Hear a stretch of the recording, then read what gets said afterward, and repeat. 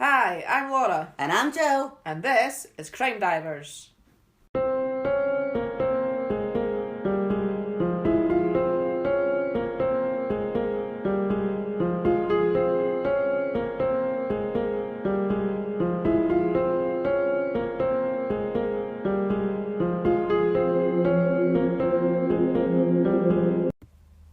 Hello everybody, welcome back to part 2. Part 2! Yeah, of the Medicine Hat murders. I know, I'm excited for this. I hope everybody else has not been hanging on too long now, because it was yesterday we did this one, so... And what Laura was just saying to me was like, where else can we go with this? Like, how have you got another part? Because obviously we've had the lead up to the crime and then the crime's been done. Yeah. So all really now is for them to get caught and... But I'm assuming there must be a bit more to it than just them getting caught. Just sort of what happened afterwards and about them getting caught. But just before we start, I would just like to say that today is the 30th of June. Mm-hmm. So it's the last day to join Patreon. If you want to get August for free, you have to join our Patreon today. So I just want to say that because this is your last chance. Last chance for our August offer. Yeah, our August offer. So if you sign up today, then you will get August for completely free. Cool. So shall we dive back in? Because I'm anticipation here. Let's dive back in. So I'll just give you a really quick recap. So basically, I should have got you to do the recap. So basically, Jasmine Richardson is 12, Jeremy Steinke is 23. They're boyfriend and girlfriend. I hate saying that because that's not right. But they are. And they've just killed Jasmine's parents, Mark and Deborah, and her 8-year-old brother, Jacob. So they left the Richardson house, they went to Jeremy's trailer, showered and changed clothes, and disposed of the bloody clothes behind an apartment building. Mm-hmm. And that's where we left off. Okay, let's dive in. So, after disposing of the clothes, they went to Jeremy's coke dealer's house, where Jeremy asked his friend how to get blood out of knives. Not just a knife, knives. Knives, okay. Mm-hmm. This is a bit icky, but Jeremy and Jasmine then had sex, which at first I thought we didn't really need to know that, but then, because, she's 12, but then I thought actually maybe it should be included just to show what kind of people they are. I mean, they've just killed her parents, and then they're having sex. Like as if nothing's happened, it's to me that's just unbelievable. I mean, not that I would ever do that, but like you would think that sex would be the last thing on anybody's mind after doing that. So well, clearly not. That's why I sort of I didn't really want to include it, but I thought maybe I should. No, that's fair enough. Yeah, get that. Yeah, there was that was enough detail. Yeah, absolutely. Yeah. Okay, move on. Yeah. So they then went to another house, which was known for being a party house, and they were just like all over each other. Like they were on the couch, and they were. Like Jasmine was sitting on his knee and straddling him and rubbing herself up against him. And, I mean, it was that bad that people were feeling uncomfortable. I mean, I know I would be anyway. I couldn't sit and watch a 12-year-old acting like that. No. But even if she wasn't 12, even if this was 2 adults, I would still be I'd still be like, no, get a room. Yeah, well, maybe not get a room because you're 12, but if it was adults. Yeah, don't do that in front of people. It's unnecessary. It is unnecessary for that. I mean, there's nothing wrong with a bit of public display of affection, but not that much. No, I think when it gets to that stage, it's a bit over the top, and certainly that's for behind closed doors, not for people to look at. But not when you're 12. Especially not when you're 12. No. So I mean, like, that's how bad it was. People were feeling uncomfortable. I'm slipping. I'm sitting on a pillow and I'm slipping. So at this party, Jeremy, he did tell one of his friends that they had killed Jasmine's family. Mm-hmm. And what he said was, quote, "We killed my girlfriend's family last night. I gutted them like a fish." Mm-hmm. End quote. And then Jasmine said to this guy as well, quote, "My little brother gargled." Oh, no. End quote. That's awful, that's just, yeah. That's awful. I know, there's just... I don't even have any words for that, say that. We can keep saying it's horrific over and over. There's just... Yeah. So Jeremy, he had sunglasses on at the party, and he had a black eye from where Mark had stuck his thumbs in. Yeah. But he kept taking the glasses off and showing everybody, like he was proud of it. Yeah, he was like bragging about it. War wounds or something. Yeah, he was bragging about it. Just punch him, kill him. I think he needs more than that. Well, yeah, but we wouldn't stoop to his level. So, like, I actually forgot to mention earlier, Jeremy actually had, like, lots of young admirers. So, you know, like how I said that they'd met each other, this group of, like, and the goth group that hung out at the mall. Mm-hmm. Like, all the girls sort of, like, thought he was hot. Like, they were just all kind of admired him, and they were all kind of, like, a bit besotted with him. Yeah. And I don't know if it was maybe just because, like, he was an older guy. He obviously liked younger girls, so he was maybe paying them a lot of attention. They were probably just, like, flattered because he was flirting with them or whatever. But one of the girls, she was actually a bit older. She was 19, so that's fine to me. Oh yeah, fine. to be fair, that's okay. Yeah, that's no problem. So her name was Casey Lancaster. She was in love with Jeremy. She was absolutely obsessed, besotted, whatever. Mm-hmm. And so after Jeremy and Jasmine had slept for a while, they woke up in the early afternoon, and Casey, she took them to Burger King because they were hungry. Okay. They're just acting like nothing's happened. Yeah, that's just. So they got food and they brought it back to the house party. After they had eaten their burgers and fries, Jeremy asked Casey to wipe down his truck and hide it. Right. Without telling her why. Did she not ask why? Obviously not. She loved him. She didn't care. So she said she would, because, you know, as I said, she was in love with him. Right. And she would do whatever he asked. So there was blood in the car. She cleaned up the blood without any question. Oh, like, no. Who does that? Clearly Casey does. And then she hid the car. I think her and another girl. Come on, like but that. that not ring alarm bells to you. Why are you asking me to hide your car? Of course. Like, why would you want your car hidden? Surely you want your car to use. Well, I have no idea what she was thinking, but No. yeah, she hid the car in like a sort of wooded area, like behind some bushes. Right, okay. So meanwhile, the Richardsons' bodies had been found, and sorry, I'm kind of jumping a bit backwards and forwards here. But like as I said on the last episode, like the police initially thought that Jasmine had been abducted. Yeah, so she didn't. So they'd put out an Amber Alert for her. Yeah. Like she was a missing child. Uh-huh. So officers went to her school hoping to get some more information about her, and just see. Find out if they could find anything in abuse. Yeah. And so they spoke to her guidance counsellor. The guidance counsellor offered to look in Jasmine's locker because the police, they're not actually allowed, they have to get a search warrant. Oh, right, okay. To do that, but the guidance counsellor, they're allowed to go into a student's locker. Right, okay. So just to save time, really. Yeah, of course, yeah. So, whilst looking in the locker, a piece of paper fell out, and there's a picture of it online. I'm not sure if it is the actual picture or if somebody's like sort of just copied it. I'm not quite sure. But anyway, on the paper it was drawn like a cartoon. Uh-huh. So, you know, like in a comic where you have like the squares. Yeah. I know I'm like making hand gestures here. And there's like speech bubbles to say what they're saying. Yeah. Uh-huh. Right, well, it's like that, but it doesn't have speech bubbles. It's just sort of written above the top. Right, okay.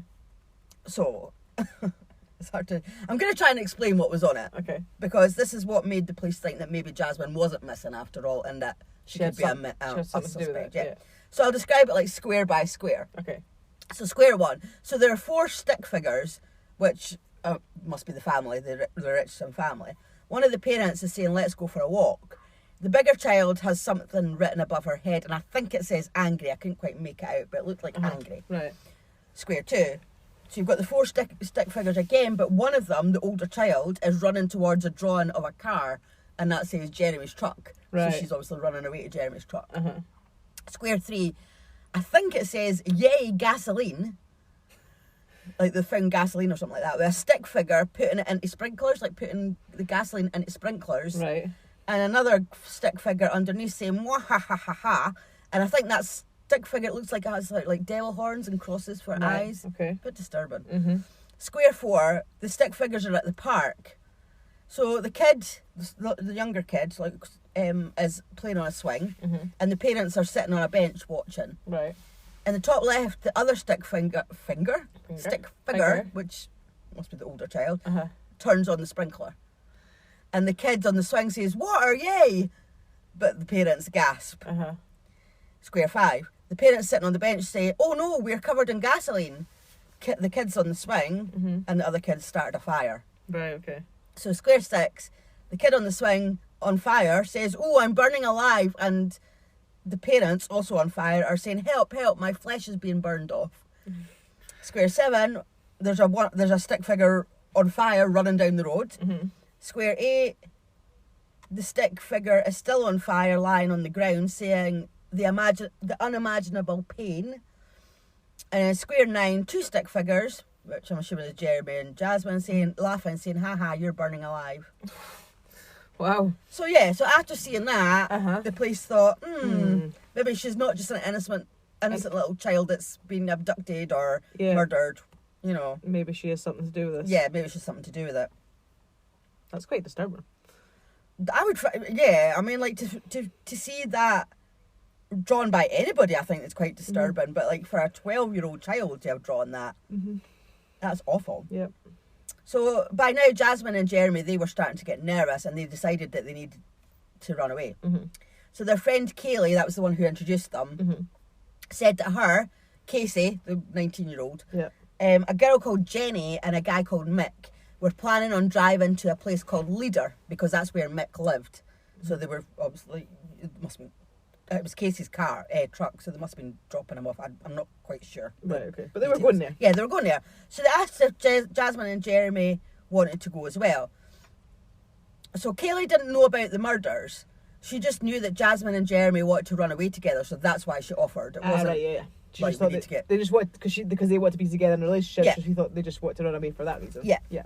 So they laid down in the back of the pickup truck under a blanket and off they went. So there was this police officer called Aaron Ewart, and he was on his very first shift in Leader, at that place Leader. And he had seen a report about the Richardson murders and to be on the lookout for suspects. Police knew that there was a strong possibility that they were headed there because finally some of Jeremy and Jasmine's friends had actually gone to the police. Oh, thank God for that. Eventually. So they've obviously said to the police, you know, there's a chance that they might be going to Leader. So they knew that maybe like Jasmine and Jeremy would maybe continue on elsewhere after parting ways with the people that they were travelling with. So this officer, he'd been driving around on the lookout, and about 2 a.m. he headed home. So he got his head down for a couple of hours, he's got a couple of hours sleep. But he woke up, I think he said he woke up about 5 a.m. and he had an idea. He thought to himself, wait a minute, these suspects, if they are going to go on somewhere else, they're going to need gas for the truck. So there was a gas station nearby, so he just decided to go and wait. Right. To stick it out. Yeah. So he knew that the gas station opened about 6:30, so off he set, just sat there and waited. So he went and he parked on the corner so he could see the gas station, and funnily enough, about 7 a.m, a truck matching the description of Casey's pulled up into the station in front of a pump. So well done him for his first shift, and he's done that. So 3 girls got out the front seat, so that would be Casey, Kaylee and Jenny. And they went into the shop. Jeremy and Jasmine were still in the back, and they had asked the girls to bring them a bottle of water back. I'm assuming that they must have dropped Mick off before pulling into the gas station, because there's just no mention of him at all. Must have then, yeah. So he must be at his house.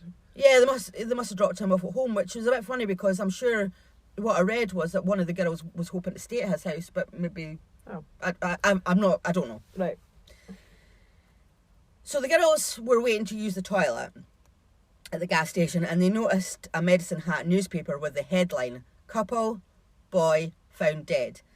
There were 2 photos of police with crime scene tape and like wearing like those protective suits outside the Richardson house. And as Kaylee was friends with Jasmine, she recognised the house.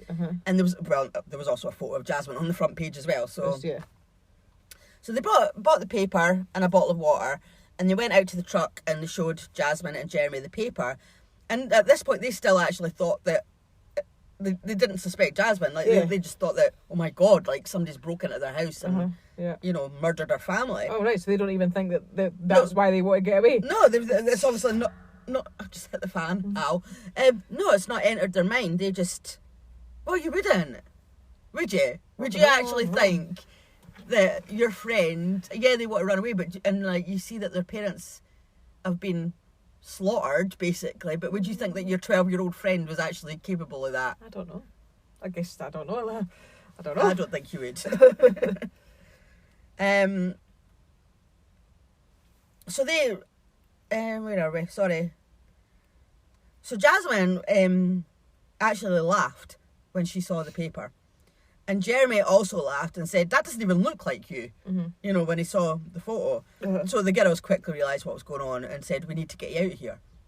Like, you should be taking them straight to the police station. I know, I was telling you, get them out of here, but driving to the police station. Yeah, that's exactly what they should have done. So they drove away, and, like, Jasmine was, like, telling the girls, like, what to say if they were, like, stopped and questioned. Like, she told them to say that Jeremy had picked her up at 11 o'clock the previous night and that they stayed at his friend's house. And that Jeremy and his friend had got into a fight. So that would account for Jeremy's black eye. Right, yeah. So they pulled into a car park to try and figure out what to do next. Meanwhile, the police officer had been following them. And he called for backup. So the other police officer joined them and they approached the truck. So they got the girls out of the front and they went round the back and they saw the blanket. So they pulled the blanket back, and there was Jeremy and Jasmine, who had no trousers on. What, neither of them? Jasmine. Oh. Yeah. I'm assuming she had knickers on, but she had no trousers on, and the police wouldn't let her put her trousers back on. Oh, right, okay. So Jasmine was put in the back of a police car with the three girls, and Jeremy was put into another car. Jeremy shouted to Casey, tell my mum I love her and she can have my TV. Okay, then. Right. Get your fair, priorities right. right. I mean, fair dues. That's what's most important at that moment. Then cool. Well, obviously the mum must have really wanted his TV. She must have. I just thought what a random thing to say. Very random. So on the way to the police station, the girls were talking in the back of the car, and they didn't even seem bothered, like that they'd be charged, because obviously like Jasmine with murder, and like the girls like. They would be like charged for for hiding a suspect or whatever. Yeah, aye. But what they were worried about was that Jeremy would be charged with rape, because obviously, you know, well it was. Well, yeah. Right. Because remember, all the girls loved and admired Jeremy, of course, yeah. So all they were bothered about with him, not what trouble they were going to get into. No. It was what trouble he could get into. And considering they actually know what he's done now, maybe they don't know the details of the girls. I don't know how much Jeremy and Jasmine told them, but they know that they did the murder, so why are they not bothered about him being charged with murder rather than rape? I know. I don't know. So as Jasmine still had no trousers on, one of the girls told her she should just claim that one of the police officers raped her. Oh, well, because that's just... Yeah, of course that's what you do. Yeah, I was just going to say, yeah, of course. But you're sitting in the back of a police car. Do you think that the police can't hear you? Well, exactly. Because that's how we know what's been said, because the driver could hear them. Well, yeah, exactly. So I don't know, they were just obviously really immature and just I don't think they seemed to understand the severity of the situation that they were in. It doesn't actually sound like they do at all.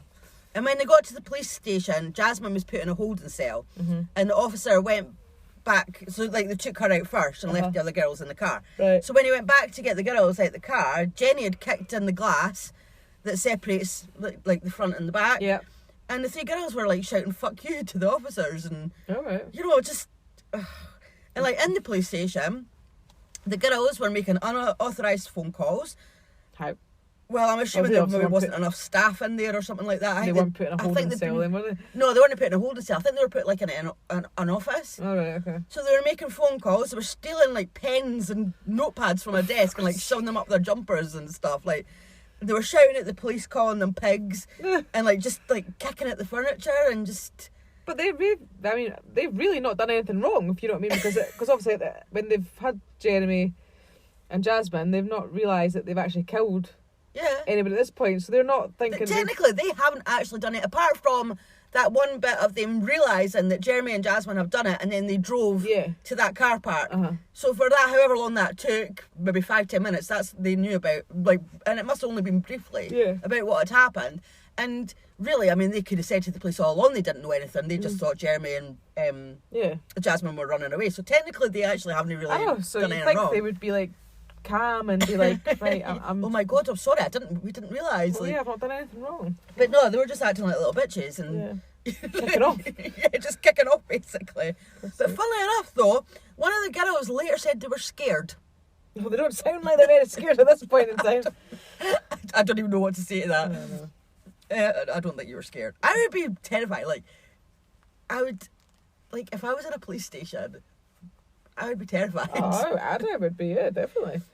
Especially if you've done, you've not really done anything wrong, but yet you've been taken into the police station and you're thinking, oh my God, like, what's going to happen? Why am I here? Like, what have I done? Or, yeah. And what, are they going to believe me? Or whatever? Yeah, exactly. Are they going to believe me and stuff like that? Because, we know how many, you do get miscarriages of justice and all the rest of it. So, yeah. I would be terrified. I would be as well. So meanwhile, we're going back to the Richardson house. Mm-hmm. So crime scene investigators were examining the blood stains. Mm-hmm. There were projected stains that were caused by blood flying off an object, like a weapon, which in this case would be a knife. Mm-hmm. And there were transfer stains which would be left by a hand or a foot. Outside of Jacob's bedroom, there were over 100 projected stains. And inside his bedroom, there were over 75 projected stains. There was a heavy contact stain on his door, and there were transfer stains on his arms and legs. Mm. Investigators concluded that Jacob was attacked outside the hallway in his room, and then he moved back into his bedroom where he died in his bed.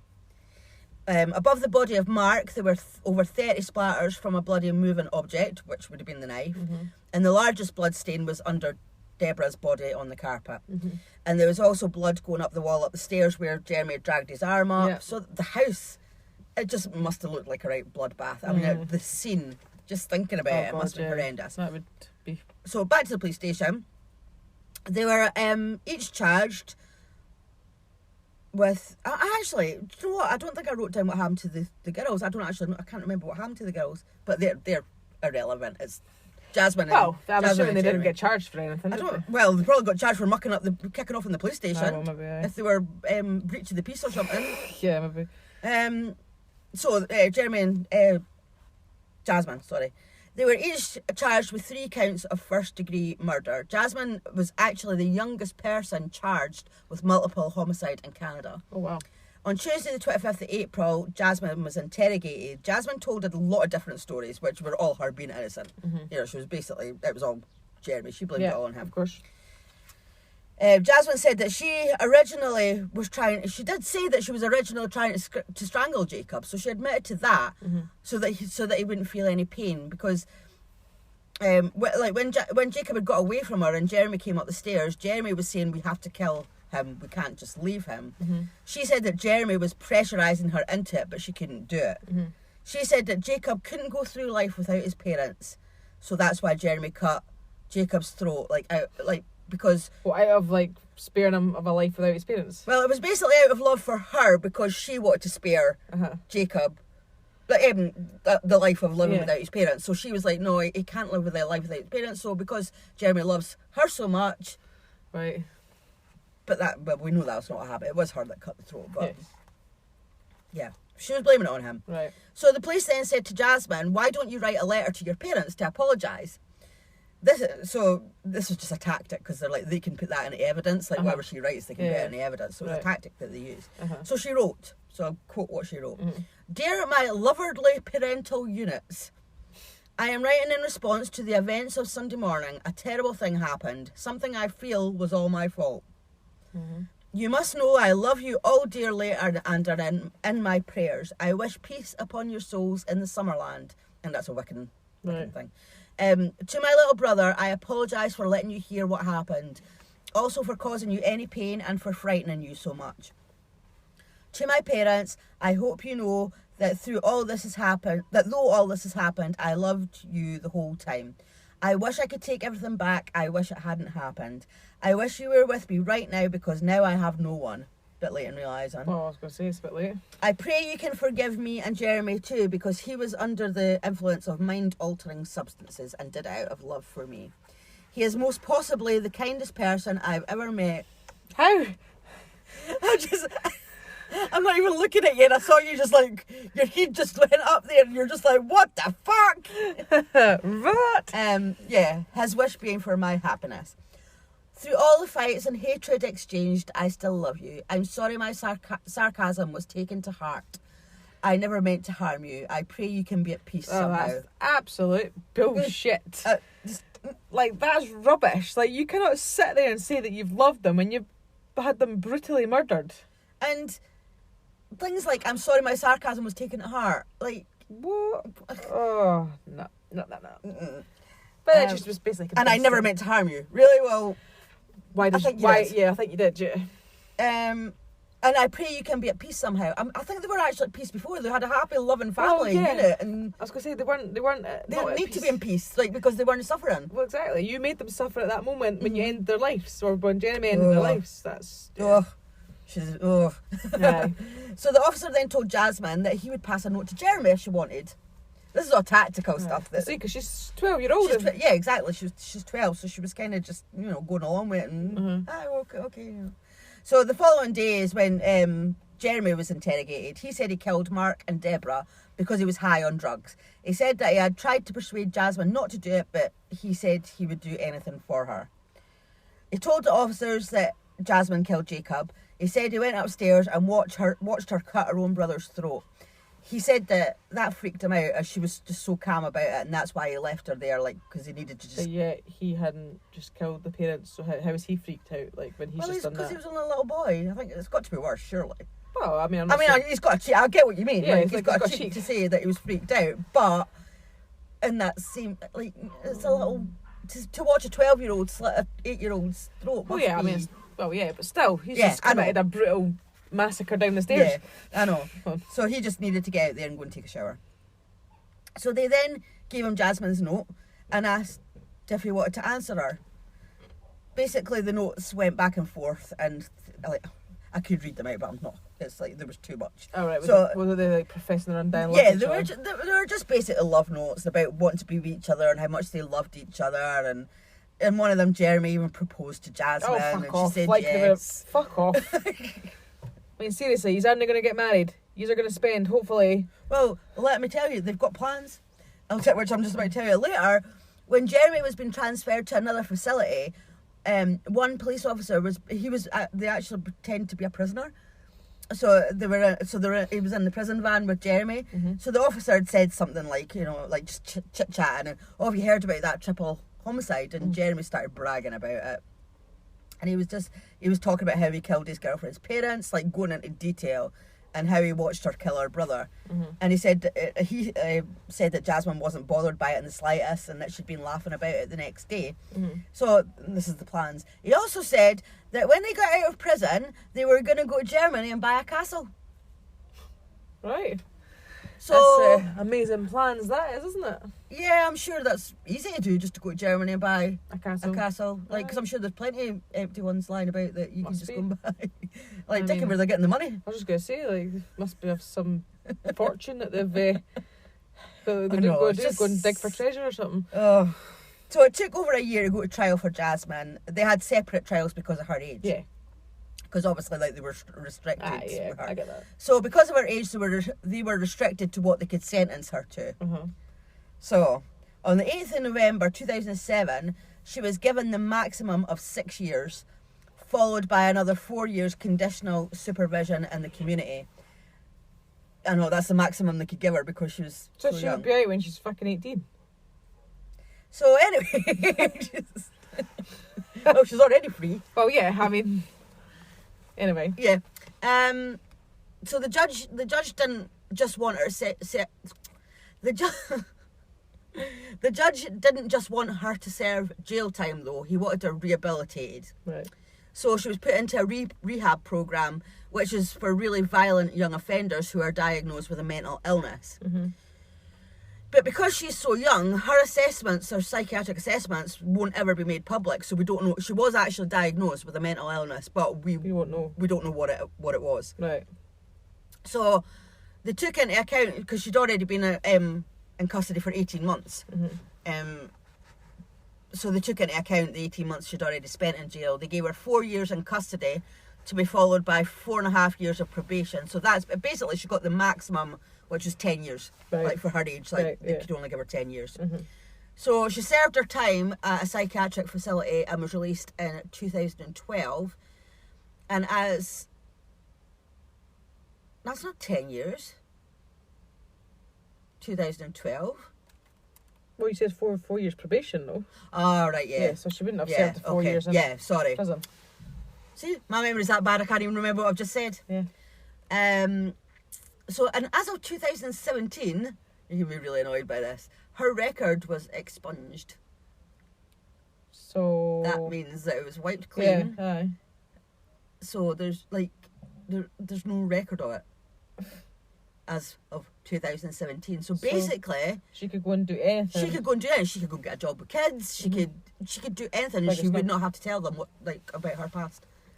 I'm surprised she had not her name changed, no? Yeah, she did. I haven't got to that bit. She also got a new identity. Yeah, I was waiting on that.